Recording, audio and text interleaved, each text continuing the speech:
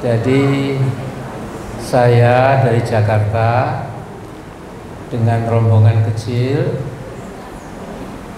saya Ketua Majelis Syuro Partai Umat dan Dr. Ridho Rahmadi, Ketua Umum DPP Partai Umat, ditemani dengan tokoh-tokoh Partai Umat yang ada di Batam, tapi juga yang datang dari Riau. Memang ingin meyakinkan diri kami supaya tidak salah tangkap, supaya tidak salah memberikan penilaian. Kalau hanya ilmu yakin, hanya melihat di medsos atau membaca koran-koran, yaitu sudah lumayan ya, kita tahu, tetapi masih kurang yakin. Kemudian kalau ainul yakin, ya kita sudah melihat lewat televisi, dari hampir semua televisi besar sudah mengekspos bagaimana teman-teman kita gabungan TNI dan Polri memaksa masuk ke Pulau Rempang sambil akan menancapkan kembali patok-patok itu. Dan mereka apa salah? Tidak salah sama sekali. Mereka hanya bawahan ya. Jadi teman-teman kita Polri dan TNI yang diminta berapa ratus orang itu masuk paksa. Kalau buat saya yang paham kekuasaan sebuah negara, ini teman-teman kita ini jangan disalahkan karena mereka hanya suruhan dari atasannya.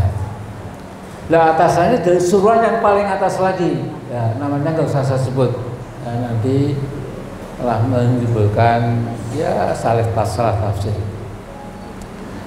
Dari sini juga kalau banyak intel ini silahkan ini direkam, jangan dipotong-potong. Ya, jadi utuh. Kalau utuh, insya Allah pemahamannya bagus. Kalau dipotong-potong cuma kalimat-kalimat, misalnya Amin Rais bodoh, kemudian fundamentalis, kemudian mengajak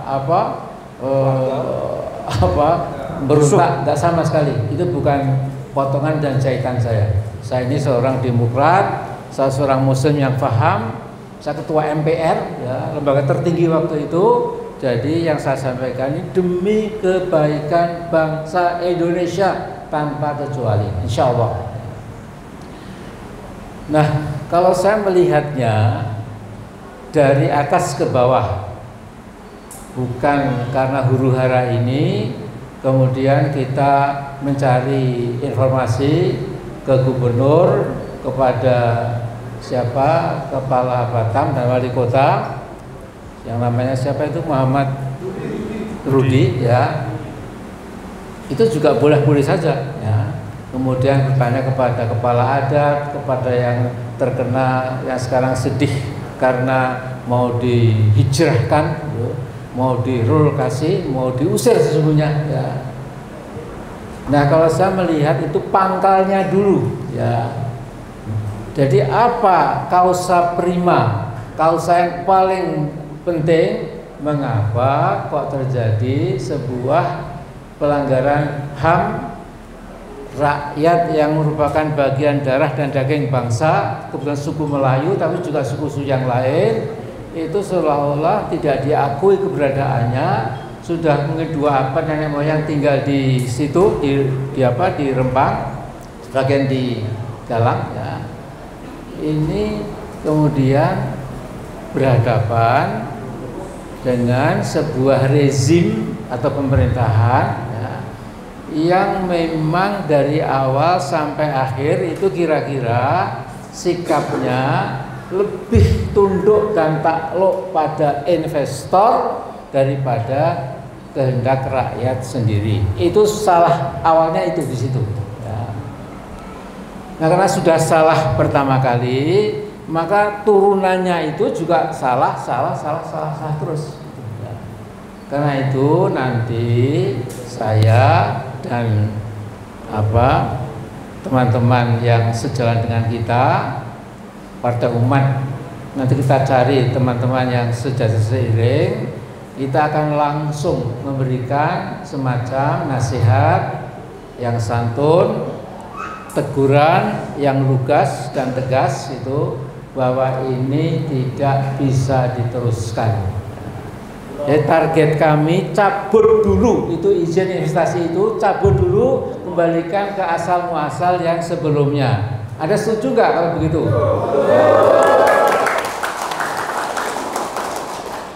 Nah kalau sudah, baru dengan tenang, kemudian rakyat kita ini yang sesungguhnya kan compang-camping, ya. Anda kan pas-pasan hidupnya sebagai nelayan maupun petani itu kan memang pas-pasan. Ya. Sedangkan uang yang bertriliun-triliun, ya, yang dirampok dari Indonesia itu mengalirnya ke bos-bos yang perutnya gede-gede itu, ya, simpanannya di luar negeri juga triliun-triliun. Ini yang harus kita sadarkan, enough is enough. Pegang teguh Pancasila seteguh-teguhnya. Dalam Pancasila itu ada kata adil dan keadilan.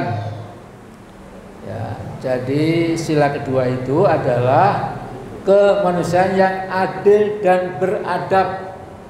Adil itu kata-kata Al-Quran, adab itu kata-kata dalam sunnah Nabi. Ya. Jadi Rasulullah SAW pernah bersabda, "Adabani Rabbi fa-ahsana ta'dibi."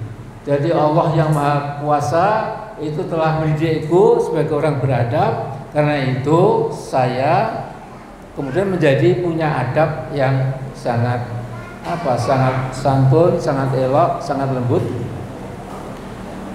Nah, sementara adil dan keadilan itu kata-kata bukan Melayu, bukan kata-kata Minang, bukan kata-kata Jawa, bukan kata-kata Batak, bukan kata-kata Papua, bukan kata Minahasa dan lain-lain. Ya. Ini kata-kata dalam Al-Quran, di mana selain disebutkan dalam sila kedua, maka juga yang kelima yang sangat penting juga itu adalah keadilan sosial bagi seluruh rakyat Indonesia. Nah, rupa-rupanya sebagian oknum-oknum yang memegang kekuasaan sekarang ini itu Pancasila cuma dipasang di kantor kementerian, kantor gubernur, kantor bupati, wali kota dan lain-lain, tapi isinya sudah tidak ada sama sekali. Ya. Jadi burung Garuda Pancasila itu, ya, itu kan di dadanya ada 5 simbol. Ya. Itu ada simbol kemanusiaan, ketuhanan, kemanusiaan, persatuan Indonesia, musyawarah dan keadilan sosial. Nah, jadi ini kita mau menukik ke masalah yang saya katakan tadi, awal-awalnya itu harus kita perbaiki dulu. Kemudian berikutnya lagi, ya, kita juga akan mengimbau, ya, kepada teman-teman TNI dan Polri, ya. Jadi teman-teman kita di dua institusi kita ini itu adalah tulang punggung dari pertahanan dan keamanan negara. Jadi TNI dengan 3 matra, Angkatan Darat, Laut Udara itu adalah tulang punggung national defense. Jadi pertahanan. Sementara teman-teman polisi itu adalah tulang punggung dari keamanan bangsa. Sehingga harus menegakkan hukum karena dia adalah salah satu pilar dari tegaknya hukum di negara kita.